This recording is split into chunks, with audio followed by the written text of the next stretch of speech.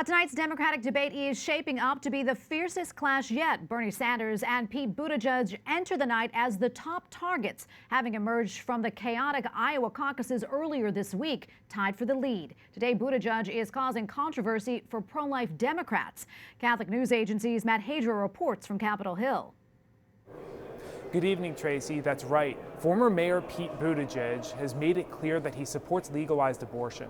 And one prominent pro-life Democrat is criticizing the party for closing its doors to pro-life Americans. Democratic presidential candidate Pete Buttigieg tells ABC's The View he supports late-term abortion. All of the 7 Democrats at tonight's debate have declared they will defend legal abortion. To stand with you.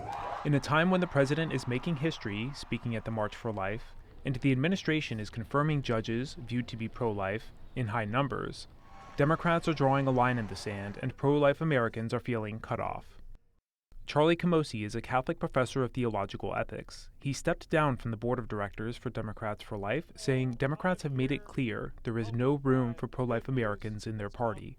He writes in the New York Post, "Normally, Democrats are the party of energetic government protecting the vulnerable from violence. The straw that broke this camel's back was Pete Buttigieg's extremism.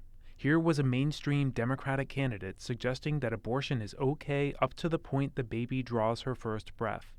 When I heard that, I realized we were fighting a losing battle." Camosi says as many as a third of Democrats identify as pro-life. Destiny Herndon de la Rosa calls herself a pro-life feminist.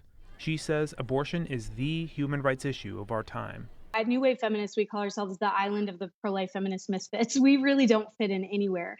And so collectively, we are building power for those who see a need for consistent nonviolence from the womb to the tomb. And it is a growing movement because there are so many people who are so tired with both political parties and having to compromise so much when it comes to human rights.